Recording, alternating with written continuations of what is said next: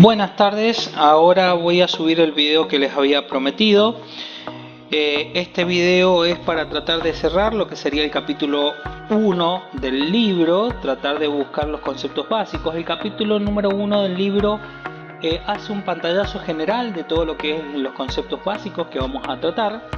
También voy a levantar el trabajo práctico número 3, que es un cuestionario sobre el capítulo número 1, y este sí ya va a empezar a ser evaluado.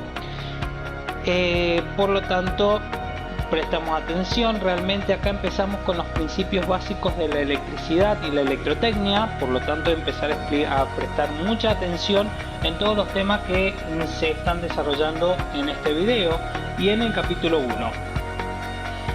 Bien, a partir de ahora vamos a empezar con algo que les había dicho, que era explicarle un poquito de cómo se producía la energía eléctrica, que salió un video que era estático y no era muy claro al momento de tener que precisar un poquito lo que es el funcionamiento de las centrales. Yo tengo aquí, como podemos ver, yo tengo un generador que puede ser de corriente continua o de corriente alterna. Si es de corriente continua es un dínamo, si es de corriente alterna es un alternador. En las centrales actuales son todos alternadores, o sea, son generadores de corriente alterna, salvo en algunos casos puntuales de energía solar que se genera en continua. Bien, para todo elemento de generación de energía tradicional siempre tiene el generador que va a estar conectado a lo que es una turbina. ¿Qué es una turbina? Es una hélice o una paleta que va a ser impulsada de alguna forma.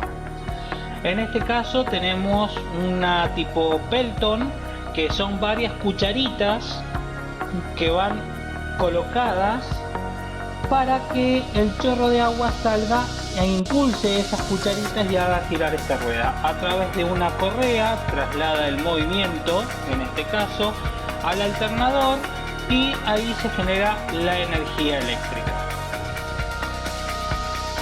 Hay distintos tipos de paletas de turbinas que se utilizan en distintos tipos de centrales hidroeléctricas. Acá en Mendoza se utilizan, como hay ríos con mucho más caudal del que muestra esta central, tenemos otro tipo de turbina que son las Francis o las Kaplan. Ese tipo de turbinas lo que hacen, van adosadas directamente en el mismo eje del alternador o el dínamo, pero también siempre es agua que las va a hacer girar, y una vez que hago girar la turbina, con eso hago girar el eje del alternador. En las centrales donde no se impulsa con agua puede ser con vapor. El vapor se obtiene de distintas formas, y según la forma en la cual se obtiene es el tipo de central térmica que vamos a tener. Por ejemplo, tenemos las centrales térmicas tradicionales, que lo que hacen es quemar combustible, gasoil o gas, y con eso producen vapor que es inyectado a una turbina de vapor, y esa va a hacer girar al alternador o al generador. En el caso de las centrales de biomasa, el vapor se produce al quemar madera, hojas, desechos industriales como carozos, todo aquello que yo pueda quemar. Se lo considera una central ecológica porque todo ese humo que se va a producir como desecho es reabsorbido por los cultivos. Por ende, es un material que se está reciclando constantemente. Si yo vuelvo a plantar árboles, esos árboles van a absorber todo ese gas que está tirando y todo ese humo que está tirando esa combustión. Por eso se lo conoce como ecológica. Después tenemos las centrales nucleares. Las centrales nucleares, el vapor se produce al calentar el agua con una reacción química radioactiva, como es la que produce el uranio enriquecido o plutonio, o hay otros materiales que se pueden estar utilizando. Bien, pero el objetivo siempre es inyectar aquí agua o vapor a alta presión para hacer girar una turbina, y esa turbina hace que se mueva el alternador o el generador. Acá básicamente vemos la generación de energía, lo que salía en la foto del capítulo 1, que yo les dije que estaba estático y por ahí no se entendía muy bien. Acá lo tienen en movimiento. Esta espiral que yo tengo acá la estoy haciendo girar porque está conectada a la turbina. Lo que hace que esto gire es la turbina. Esa turbina dijimos que es impulsada por agua o vapor. Al girar vamos viendo que esto, como es corriente alterna, van a ver que va en un sentido y en otro sentido. Eso es lo que tiene la corriente alterna, que la corriente cambia de sentido para un lado y para el otro varias veces en un segundo. Entonces acá, al mover los conductores dentro de este campo magnético, se produce la generación de energía eléctrica. Este es el principio básico que tenemos en los generadores. Bien, ahora sí, vamos, eso es un punto que había quedado pendiente del capítulo 1, que yo le dije que se lo iba a enviar porque eran imágenes estáticas y no servían mucho. Ahora, para entender un poquito los materiales y empezar con los conceptos de electrotecnia, todo deriva de los distintos tipos de materiales que tenemos. Entonces aquí vamos a tener el átomo. El átomo está compuesto por neutrones, protones y electrones. Y según la cantidad de neutrones, protones y electrones que tenga, es el tipo de material que vamos a obtener. De esa forma tenemos carbón, tenemos sodio, tenemos hierro, tenemos aluminio. Todos son materiales que están dentro de la tabla periódica y se van a diferenciar por la cantidad de protones, neutrones y electrones que yo tenga. Bien, aquí el átomo con otro tipo de representación, la que veíamos recién era un poquito más realista porque estaba en movimiento, los electrones giran alrededor del núcleo. Ahora, los electrones tienen una energía cinética, se están moviendo. Entonces, los electrones se están moviendo con energía cinética, se deberían salir despedidos del átomo. ¿Por qué no se van? Simple, porque los electrones tienen carga negativa y los protones que están en el núcleo tienen carga eléctrica positiva, y por ende se produce una fuerza eléctrica del tipo como la que vimos con la ley de Coulomb. Entonces el electrón que está girando va a estar atado al núcleo, como estaría una piedra acá que yo estoy haciendo girar a través de una soga. En este caso la piedra está atada por la soga a este punto central o a este núcleo. En este caso sería una fuerza eléctrica, en el caso de la soga sería una fuerza mecánica la que retiene la piedra. Acá estamos ante el hecho de una fuerza eléctrica, simplemente porque los electrones tienen carga negativa y los protones tienen cargas positivas. Si los electrones giran a mayor energía, se pueden ubicar en órbitas mucho más lejanas al núcleo. Entonces los electrones de esta última capa que yo tengo acá en los átomos son los de mayor energía, los que giran más rápido. Por eso pueden estar acá fuerita. Si estos electrones toman suficiente energía, demasiada energía, pueden salir despedidos del átomo. Es como si esta piedra la empiezo a girar muy rápido, y al girar muy rápido llega un momento que se corta la soga y sale despedida la piedra. Acá lo mismo sucede con los electrones que están en la última capa.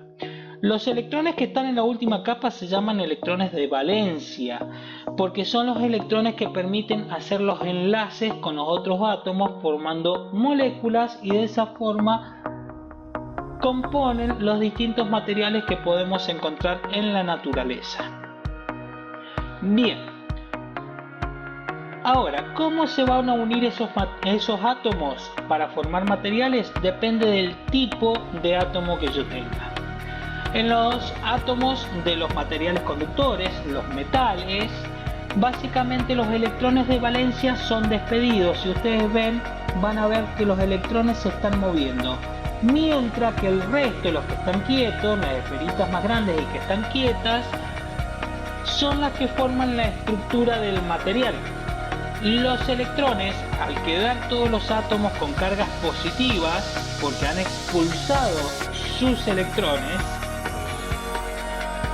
por ende los átomos quedan con cargas positivas. Los electrones, al ser cargas negativas, mantienen a todos los átomos uniditos por una fuerza eléctrica. Entonces a esto se le llama nube de electrones, que es lo que permite la conducción eléctrica.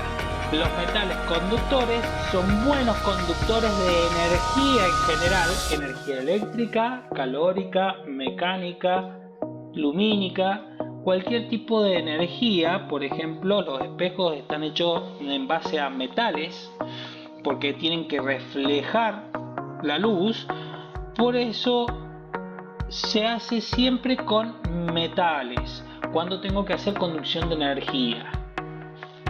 Ahora, el tema de que tenga esta nube de electrones es lo que le da esa característica de buenos conductores a los materiales conductores o metales. Ya vamos a ver que dentro de los conductores hay una subclasificación. Bien, acá tenemos algunos metales: hierro, aluminio, latón, bronce, acero, cobre, metal galvanizado. Son todos buenos conductores de energía en general. Lo que pasa es que algunos materiales se especializan en algún tipo de energía mejor que otros materiales. Por ejemplo, en la energía térmica no hay nada mejor como el aluminio o el cobre, o el bronce, perdón.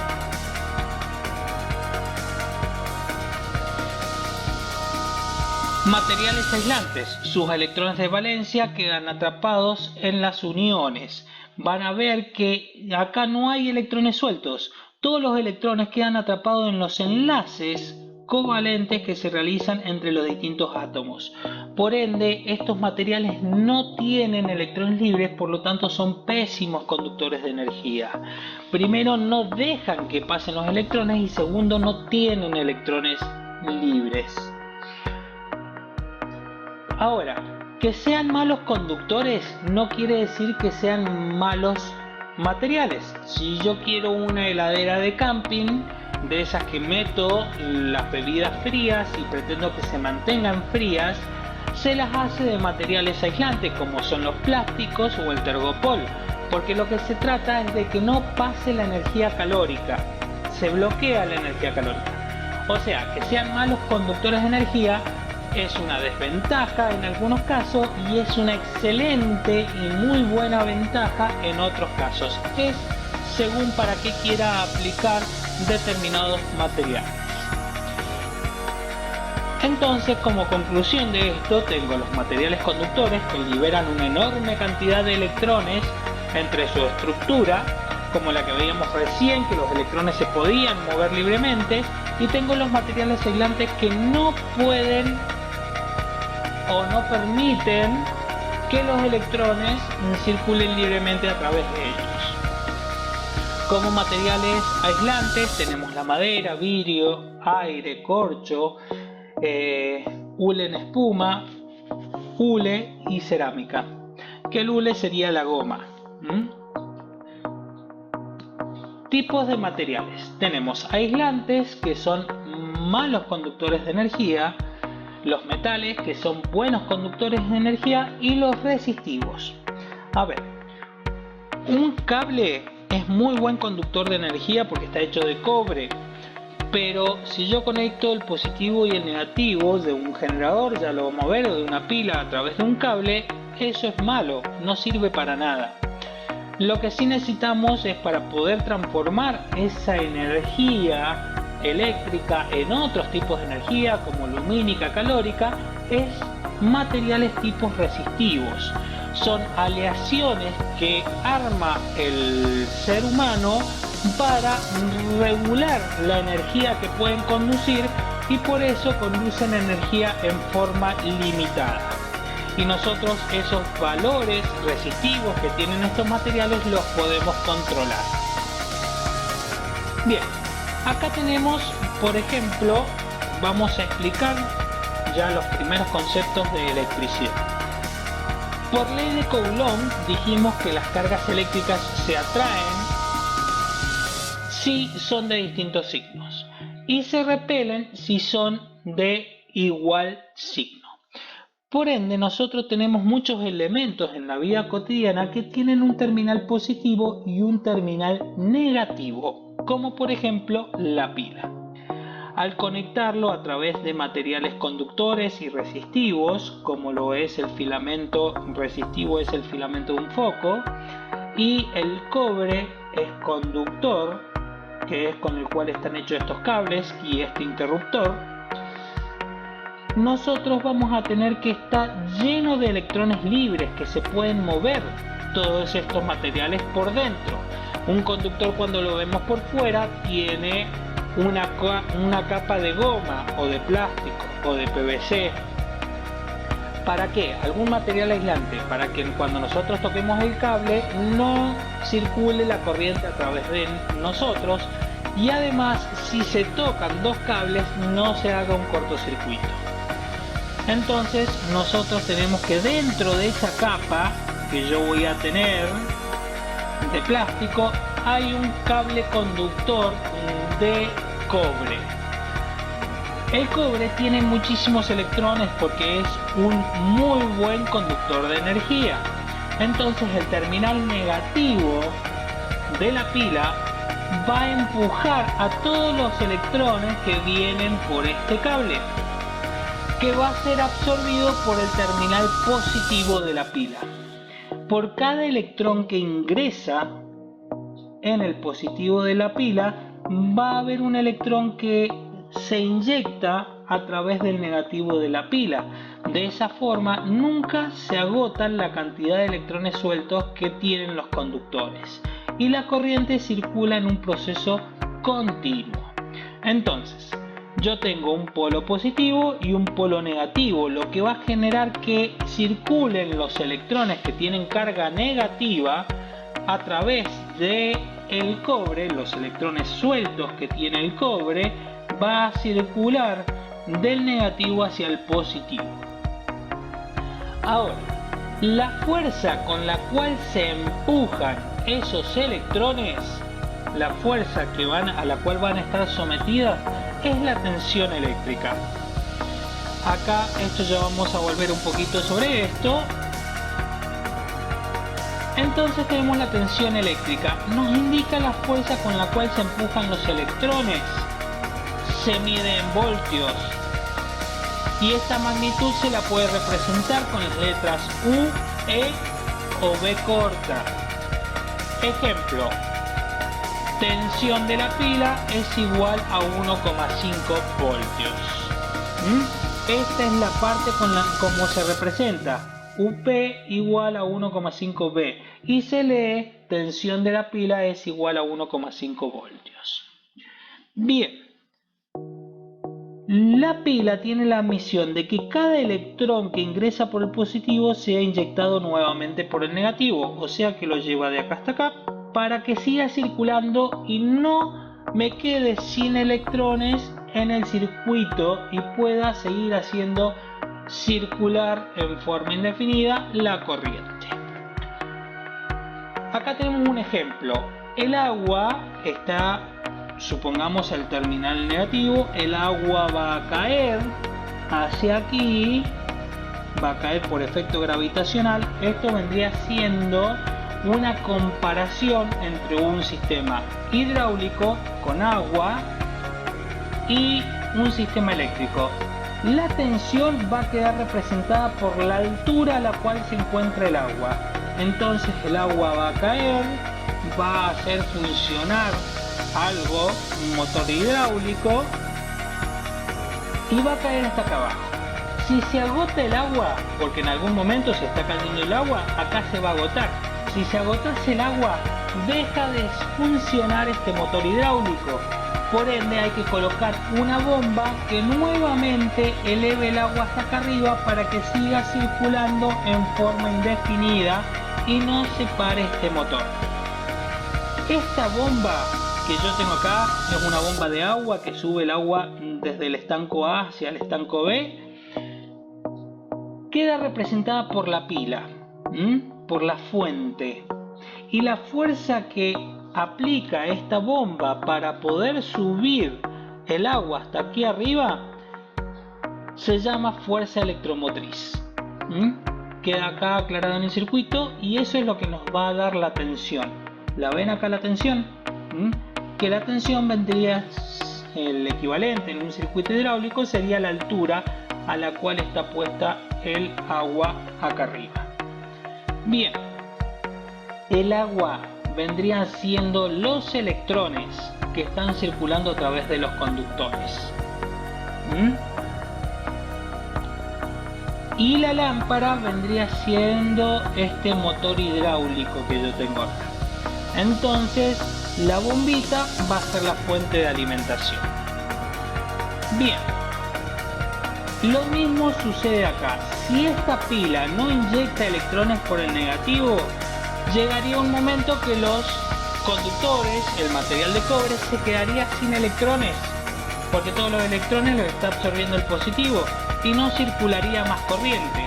Lo que sucede es que esto, a través de la fuerza electromotriz, por cada electrón que entra en el positivo, lo traslada a través de esa fuerza hacia el negativo para que sea reinyectado nuevamente en el circuito. Ahora, pero le estoy aplicando una fuerza que lo impulsa. Hay otro elemento que yo hablé recién, que es la resistencia eléctrica. La resistencia eléctrica, yo voy a tener que los conductores, como el cobre, en estos cables, esa resistencia es despreciable, es muy chiquita. Por lo tanto, se estima que estos cables no tienen resistencia, son conductores puros. Pero el filamento de este foco, para producir corriente, transformar la corriente, en luz, va a necesitar un elemento resistivo. ¿Qué es la resistencia? Es la oposición que presentan los materiales al paso de los electrones. Los electrones, recordemos, como vimos recién, van a tener que circular a través de una estructura atómica como la que está acá y van a ir chocando. Fíjense que acá los electrones se están moviendo para cualquier lado, pero si yo pongo un positivo y un negativo acá, los electrones se van a estar moviendo hacia allá. Es decir, se van a estar moviendo de izquierda a derecha. Cuando no hay una tensión que los impulse, los electrones se mueven para cualquier lado, en forma aleatoria, van y vienen. Pero cuando coloco una fuente, hago esfuerzo que los electrones se muevan en un solo sentido. Bien, como los electrones van a estar chocando y rozando con otros materiales a medida que se mueven, dependiendo qué tan compleja es esta estructura, es la resistencia que van a tener los distintos tipos de materiales. Entonces, recordemos que esa resistencia es la oposición que presentan los materiales al paso de los electrones. Se mide en ohm. Y cuando toco un poquito el punto de resistencia eléctrica, ya me estoy metiendo un poquito en el capítulo número 2 del libro, porque vamos a ver que todos estos temas se van a ir ampliando a lo largo del curso de electrotécnica. Se mide en ohm y esta magnitud se la representa con la letra R. El ejemplo sería: la resistencia de la lámpara es igual a 100 ohm. Lo cual se lee resistencia de la lámpara igual a 100 ohm. Bien, ahora yo tengo una fuerza que va a empujar las cargas eléctricas, tengo un material que se va a oponer, que va a frenar esas cargas eléctricas, y entre los dos van a determinar la velocidad a la cual viajan los electrones a través de los conductores. Entonces, quiere decir que si yo aumento la resistencia de un material, los electrones van a andar más despacitos porque los estoy frenando más. Y ahora, si pongo, en vez de una pila, la reemplazo por una batería de 9 voltios, voy a tener que los electrones son empujados con más fuerza porque tengo más tensión. Por lo tanto, van a circular más rápido. Ahora, los electrones, yo no puedo ver los electrones cómo circulan. No puedo, por ende, medirle la velocidad a los electrones. Lo que sí puedo medir es la cantidad de carga eléctrica. Debido a que los electrones, todos los electrones tienen la misma cantidad de carga eléctrica, puedo medir la cantidad de carga eléctrica. Yo dije que si los electrones, que son materia y tienen carga eléctrica, se pueden mover, entonces esa masa de electrones me está llevando carga eléctrica, está arrastrando su carga eléctrica. Por ende, la velocidad de los electrones no la puedo medir, pero sí puedo medir la velocidad con la cual están circulando sus cargas, o sea, con la cual están circulando las cargas eléctricas que llevan los electrones. Esto se podría comparar con un hombre invisible que veo los zapatos. Yo quiero ver qué tan rápido se mueve el hombre invisible. Como no lo puedo ver a él, veo qué tan rápido se mueven sus zapatos. Entonces, de esa forma puedo estimar la velocidad que lleva el hombre invisible. Acá ocurre lo mismo. Yo no puedo ver los electrones, pero sí puedo ver sus cargas eléctricas. Puedo sentirlas. Por ende, las puedo medir. Entonces, al caudal de carga eléctricas que pasa por un conductor, que es la cantidad de carga eléctricas que tengo en el tiempo, que pasan en el tiempo, por lo tanto es una velocidad. Un caudal es una velocidad, por ejemplo en un río, un caudal es la cantidad de litros que pasan por minuto.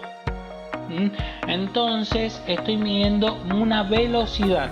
Por ende, acá la corriente me está midiendo la velocidad con la cual están circulando estas cargas eléctricas. Tengo la cantidad de carga eléctricas dividida el tiempo, por lo tanto la corriente queda dada en coulomb, que es lo que se mide en las cargas eléctricas, sobre segundo, por segundo. Si yo digo que tengo una corriente eléctrica de 3 amperes, estoy diciendo que son 3 coulomb que circulan en un segundo por el conductor. Entonces yo tengo la corriente eléctrica, se mide en amperes, coulomb sobre segundo es igual al ampere, y esta magnitud se la representa con la letra I. Un ejemplo sería IL igual a 3 amperes, lo cual se lee corriente eléctrica que circula. La corriente circula porque son electrones que están en movimientos, cargas que están en movimiento, por ende circulan, se mueven de un punto a otro, que circulan por la lámpara, es de 3 amperes. Se leería correctamente entonces, corriente eléctrica que circula por la lámpara es de 3 amperes. Bien, entonces ya tenemos los 3 parámetros básicos. Para ir adelantándonos un poquito, esto ya lo habrán visto en los años anteriores, seguramente en electricidad, en el taller de electricidad precisamente, la ley de Ohm. Básicamente la ley de Ohm es esto que yo he dicho. La corriente, la velocidad con la cual se están moviendo las cargas va a depender de la tensión que tengo acá en el generador o fuente, fuerza con la cual le empujo a los electrones, y de la resistencia eléctrica, es la fuerza con la cual me voy a oponer a ese paso de los electrones. Entonces, si hay una fuerza que empuja y otra que frena, entre ellas dos se van a poner de acuerdo y van a terminar estableciendo lo que es la velocidad de las cargas eléctricas y por ende establecen la corriente eléctrica. Bien, esto es un poquito lo que quería explicarles antes de poder subir la evaluación del capítulo número 1, que es el trabajo práctico número 3. Es un trabajo práctico, por lo tanto tienen que realizarlo. Lo voy a subir junto con este video. se sube el trabajo práctico y ya tenemos para ir trabajando en el trabajo práctico número 3. Que la pasen lindo, nos estamos viendo. Chao, hasta luego.